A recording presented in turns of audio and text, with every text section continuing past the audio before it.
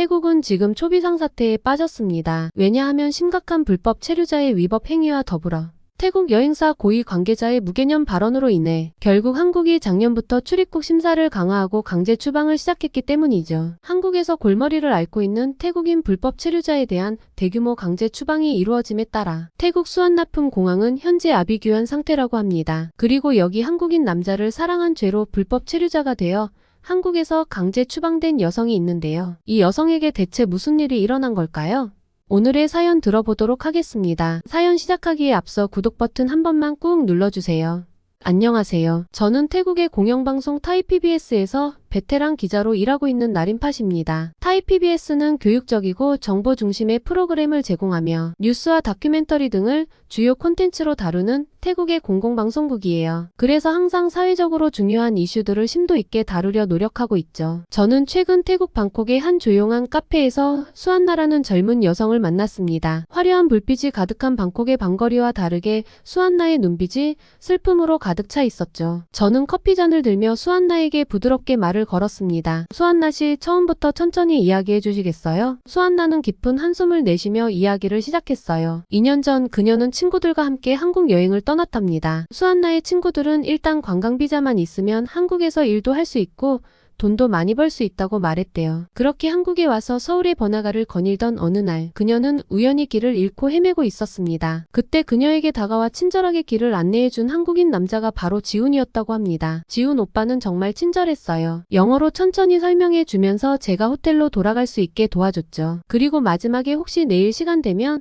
서울 구경 좀 더 시켜줄까요? 라고 물어봤어요. 수안나의 입가에 잠시 미소가 번졌고 그 순간만큼은 행복했던 기억이 떠오른 듯 했습니다. 저는 고개를 끄덕이며 수안나의 이야기에 귀 기울였어요. 다음날 수안나와 지우는 서울 곳곳을 함께 다녔다고 합니다. 경복궁에 웅장한 건축물 앞에서 사진을 찍고 북촌 한옥마을의 좁은 골목길을 거닐며 이야기를 나눴다고 해요. 남산타워에 올라 서울의 야경을 바라보며 두 사람은 서로에게 끌리고 있다는 것을 느꼈다고 합니다. 그때 처음으로 손을 잡았어요. 지훈 오빠의 손은 따뜻했고 그 순간 제 마음도 따뜻해졌죠. 수안나의 짧은 여행은 끝이 났지만 두 사람의 관계는 그렇게 끝나지 않았습니다. 태국으로 돌아간 후에도 그들은 매일 영상통화를 하며 서로를 그리워했다고 해요. 몇 달 후에 지훈이 방콕으로 수안나를 만나러 왔고 그들은 서로 사랑에 빠졌다는 것을 확신했다고 합니다. 저는 태국에서의 제 삶을 뒤로하고 한국으로 가기로 결심했어요. 지훈 오빠와 함께 있고 싶었거든요. 수안나는 잠시 말을 멈추고 깊은 숨을 내쉬었습니다.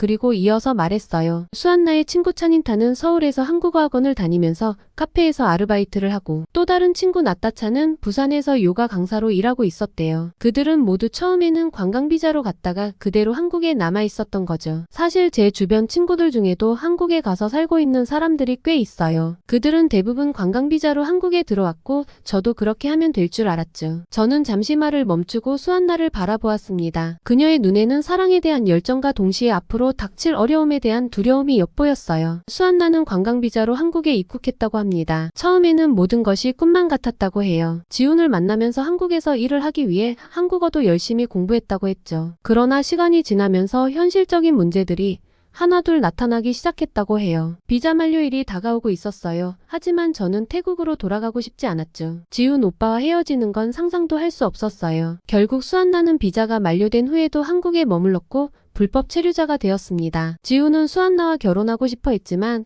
그녀의 불법 체류 상태 때문에 혼인신고를 할 수 없었어요. 매일 밤 잠들기 전에 기도했어요.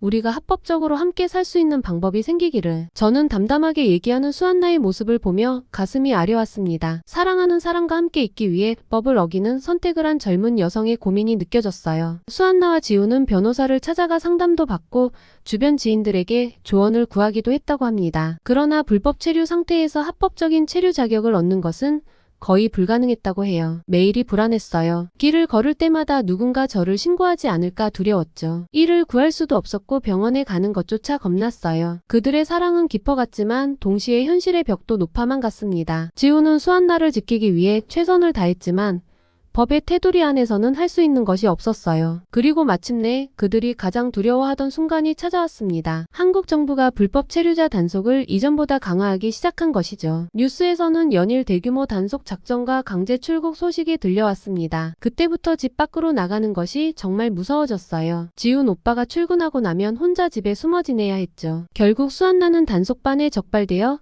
강제 출국을 당하게 되었다고 해요. 공항에서 지훈과 강제로 이별하는 순간 그들은 서로를 꼭 껴안고 눈물을 흘렸다고 합니다. 저는 지훈 오빠에게 기다려줘라고 말했어요. 그리고 지훈 오빠는 꼭 다시 만나자고 약속했죠. 그녀는 태국인 불법 체류자로 강제 추방될 당시 불법 체류 기간 9개월에 해당하는 범칙금 700만 원을 낼 돈이 없었다고 해요. 그래서 현재 영구 입국 금지인 상태로 한국에 되돌아갈 수 없는 상태였죠. 이야기를 마친 수안나의 눈에는 눈물이 고여 있었고 저는 그녀에게 조용히 손수건을 건넸어요. 수안나와의 인터뷰를 마치고 사무실로 돌아온 저는 곧바로 한국의 태국인 불법 체류자 문제와 대규모 강제 추방에 대해 더 깊이 파고들기 시작했습니다. 이 문제가 얼마나 심각한지 그리고 한국 정부가 어떤 대응을 하고 있는지 알아보고자 했죠. 먼저 한국 법무부의 공식 통계를 찾아보았습니다. 놀랍게도 한국에 체류 중인 태국인 중 무려 80%가 불법 체류자라는 사실을 알게 되었어요. 정확한 숫자로는 16만 명에 해당하는 위험한 수준이었죠. 반면에 합법적으로 체류하는 태국인은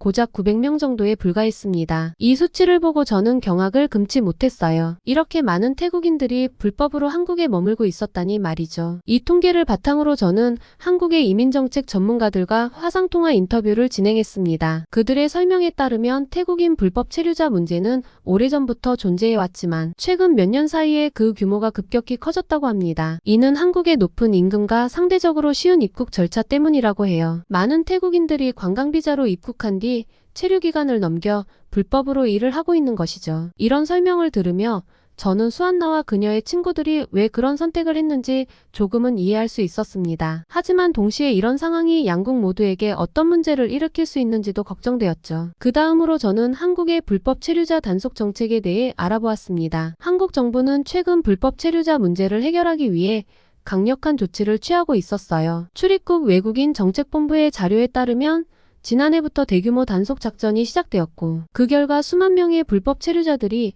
적발되어 강제 출국 당했다고 합니다. 한국 정부의 강경 대응에는 이유가 있었어요. 최근 몇 년간 일부 불법 체류자들이 심각한 범죄에 연루되는 사건들이 있었기 때문이죠. 특히 마약 관련 범죄가 증가하고 있다는 점이 한국 사회에 큰 우려를 낳고 있었습니다. 최근 2년간의 통계를 보면 외국인 마약 사범 중 태국인의 비율이 50%를 넘었는데 대부분이 불법 체류자들이었죠. 이들이 한국 내 마약 유통망을 형성하고 있어 심각한 사회 문제가 되고 있다는 것입니다. 이 말을 듣고 저는 두 눈이 휘둥그레졌어요. 우리 태국 사람들이 이런 범죄에 가담하고 있다는 사실이 너무나 부끄럽고 안타까웠죠. 이런 상황 속에서 한국 정부는 더욱 강력한 입국 심사 정책을 도입했습니다. 특히 최근에는 KETA라는 새로운 시스템을 도입했어요. 이는 한국에 가기 전에 온라인으로 입국 허가를 받는 시스템인데 이로 인해 많은 태국인들이 한국 입국에 어려움을 겪고 있다고 합니다. 방콕의 여행업계에 따르면 KETA 도입 이후 한국 여행 상품 판매가 50% 이상 줄었답니다. 많은 태국인들이 입국 거부를 당하고 있으며 심지어 정상적인 관광객들조차 의심을 받고 있는 상황이라고 해요. 한국의 태국인 불법 체류자 대규모 강제 추방 사태가 알려지면서 태국 사회에 큰 파장이 일었습니다. 특히 소셜미디어를 중심으로 벤코리아 해시태그 운동이 급속도로 퍼져나갔어요. 온라인 여론 분석 전문가의 말에 따르면 최근 2주 동안 벤코리아 해시태그를 포함한 게시물이 무려 370만 개를 넘어섰다고 해요. 이는 태국 소셜미디어 역사상 가장 빠르게 확산된 해시태그 중 하나라고 합니다. 더 놀라운 것은 이 운동에 참여하는 사람들의 연령대였습니다. 분석 결과 게시물 작성자의 80%가 여성이었고 그중 절반 이상이 10대 후반에서 20대 초반 사이의 젊은 층이었어요. 이는 한류의 주 소비층인 젊은 여성들이 이 운동의 중심에 있다는 것을 의미했죠. 저는 이 현상에 대해 더 깊이 이해하기 위해 SNS에서 활발하게 벤코리아 운동에 참여하고 있는 20대 여성을 인터뷰했습니다. 저는 원래 K-팝과 한국 드라마의 열렬한 팬이었어요. 하지만 이번 사태를 보면서 한국에 대한 환상이 깨졌어요. 우리 태국인들을 범죄자 취급하는 것 같아 너무 화가 나요. 그래서 더 이상 한국 제품을 사지 않기로 결심했고 다른 사람들에게도 이 운동에 동참하라고 권유하고 있어요. 그녀의 말을 들으며 저는 이 문제가 단순히 불법 체류자 단속의 문제를 넘어서 양국의 문화적 경제적 관계에까지 영향을 미치고 있다는 것을 실감했습니다. 이런 와중에 태국 여행업 협회의 고위 관계자들이 한국에 대한 부적절한 발언을 해 상황을 더욱 악화시켰어요. 6월 20일 방콕 포스트와의 인터뷰에서 태국 여행업협회 회장은 한국이 태국 관광객들의 신뢰를 되찾는데 최소 2년이 걸릴 것이라고 말했어요. 더 나아가 8월 11일에는 협회 부회장이 한국의 관광명소는 인기 영화와 넷플릭스 콘텐츠를 통해 알려졌기 때문에 수명이 짧다며 중국과 일본에는 더 많은 명소와 비자 면제, 그리고 더 저렴한 가격과 놀라운 전망, 좋은 분위기가 있어 한국보다 더 매력적이라고 발언했죠. 이 발언들이 한국 측에 알려지자 한국관광공사와 문화체육관광부, 그리고 주 태국한국문화원 등에서 강하게 항의했고 결국 태국여행업협회 측에서 공식 사과문을 발표하게 되었습니다. 이런 일련의 사건들로 인해 태국을 찾는 한국 관광객들도 현저히 줄어들기 시작했습니다. 벤코리아 운동가 태국여행업협회 관계자들의 부적절한 발언으로 인해 한국과 태국, 양국의 관계에 심각한 타격을 입게 되었습니다. 저는 바로 태국 관광청의 최신 통계를 확인해 보았습니다. 놀랍게도 한국인 관광객 수가 전년 대비 72% 이상 감소했다는 사실을 알게 되었어요. 이는 태국 경제에 큰 타격을 주고 있었습니다. 왜냐하면 한국은 중국에 이어 태국을 두 번째로 많이 찾는 나라였기 때문이죠. 이 문제에 대해 더 자세히 알아보기 위해 저는 방콕의 유명 관광지인 카오산 로드를 찾았습니다. 평소라면 한국인 관광객들로 북적여야 할 이곳이 한산한 모습에 저는 깜짝 놀랐어요. 이곳의 한 게스트하우스 주인은 이렇게 말했습니다. 작년만 해도 우리 게스트하우스의 85%가 한국인 손님이었어요. 하지만 지금은 한국인 손님을 찾아보기 힘들어요. 수입이 반 이상 줄었죠. 이대로 가다간 문을 닫아야 할지도 모르겠어요. 이 말에 가슴이 아팠습니다. 이 게스트하우스의 사정이 이곳 카오산 로드 전체의 상황을 대변하고 있는 것 같았어요. 다음으로 저는 푸켓으로 향했습니다. 푸켓은 특히 한국인 관광객들에게 인기가 많았던 곳이에요. 하지만 이곳 역시 상황은 마찬가지였습니다. 푸켓의 한 다이빙샵 운영자는 이렇게 말했습니다. 한국인 관광객들은 우리 샵의 주요 고객이었어요. 그들은 다이빙을 배우는 것을 좋아했고 장비도 많이 구매했죠. 하지만 지금은 거의 매출이 없어요. 직원들 월급 주기도 힘든 상황이에요. 이런 상황은 호텔, 레스토랑, 기념품 가게 등 관광 관련 업종 전반에 걸쳐 나타나고 있었습니다. 태국 상공회의소의 발표에 따르면 관광산업 종사자 중 약 35%가 실직 위기에 처해 있다고 해요. 이런 상황에서 태국의 경제 전문가들은 이 문제가 단순히 관광업에만 국한되지 않을 것이라고 경고하고 있었습니다. 방콕의 한 경제연구소 전문가는 이렇게 설명했어요. 관광업은 태국 GDP의 약 22%를 차지합니다. 한국인 관광객의 급감은 태국 경제 전반에 심각한 영향을 미칠 수 있어요. 태국과 한국 간의 갈등이 심화되고 경제적 피해가 눈덩이처럼 불어나는 상황에서 많은 태국인들은 이 상황을 계속 악화시키고 있습니다. 하지만 저는 이 위기를 극복할 수 있는 방법이 있다고 믿어요. 먼저 태국 국민들의 인식 개선이 필요합니다. 불법 체류와 범죄 행위는 절대 용납될 수 없으며 이는 양국 관계를 해치는 주된 원인이에요. 태국은 한국의 법과 문화를 존중하는 자세를 가져야 합니다. 이런 노력이 있어야 한국 사람들도 태국을 다시 신뢰하게 될 것이고 한국 정부도 태국에 대한 입국 규제를 완화할 수 있을 거예요. 태국 관광청의 통계 분석가는 이렇게 설명했습니다. 한국 관광객 한 명이 태국에서 소비하는 평균 금액은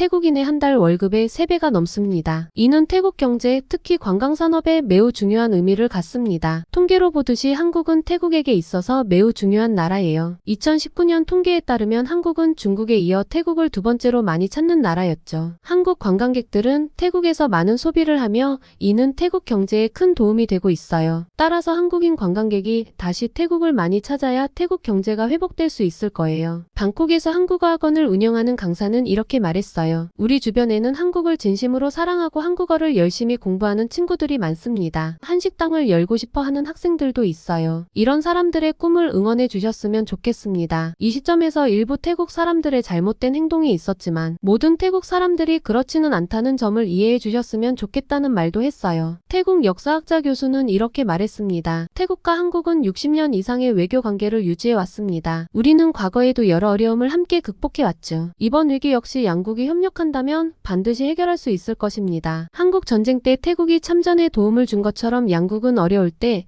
서로 도왔던 사이였죠. 태국과 한국의 오랜 역사적 유대 관계를 기억해야 해요. 이런 역사를 생각하면 지금의 어려움도 충분히 극복할 수 있을 것 같아요. 저는 마지막으로 불법 체류 경험이 있는 한 태국인을 만나보았습니다. 익명을 요구한 그는 이렇게 말했어요. 한국에서의 불법 체류는 잘못된 선택이었다는 것을 이제야 깨달았습니다. 하지만 당시에는 그것이 유일한 선택지라고 생각했어요. 앞으로는 양국이 협력하여 합법적인 취업의 기회를 더 많이 만들어 주었으면 좋겠습니다. 이 모든 취재를 마치며 저는 태국과 한국의 관계가 결코 쉽게 회복되지는 않을 것이라는 것을 깨달았어요. 하지만 동시에 양국의 노력과 서로에 대한 이해가 있다면 이 위기를 극복하고 더 강한 관계를 만들어낼 수 있을 것이라는 희망도 보았습니다. 앞으로 양국이 서로를 더 깊이 이해하고 존중하며 함께 발전해 나갈 수 있기를 바라며 저의 특별 취재를 마무리했답니다. 또한 저는 이 문제에 대한 지속적인 관심과 보도의 필요성도 느꼈어요. 이상 태국 방콕에서 타이 PBS의 나린팟이었습니다. 태국인들이 자신의 잘못을 깊이 반성하고 양국의 관계가 다시 좋은 관계로 돌아가길 바라봅니다. 그로 인해 수안나도 한국 입국 금지 상태가 해결되고 지훈 씨와 다시 만나기를 기도할게요. 나린팟의 취재 내용처럼 양국의 관계가 회복될 수 있을지 댓글로 의견 남겨주세요. 오늘의 사연이 마음에 드셨다면 구독과 좋아요, 알림 설정 부탁드립니다. 여러분의 구독과 좋아요는 더 좋은 영상을 제작하는 데 큰 힘이 됩니다. 지금까지 감동적인 사연을 소개하는 감동 더하기였습니다. 오늘도 행복한 하루 되세요.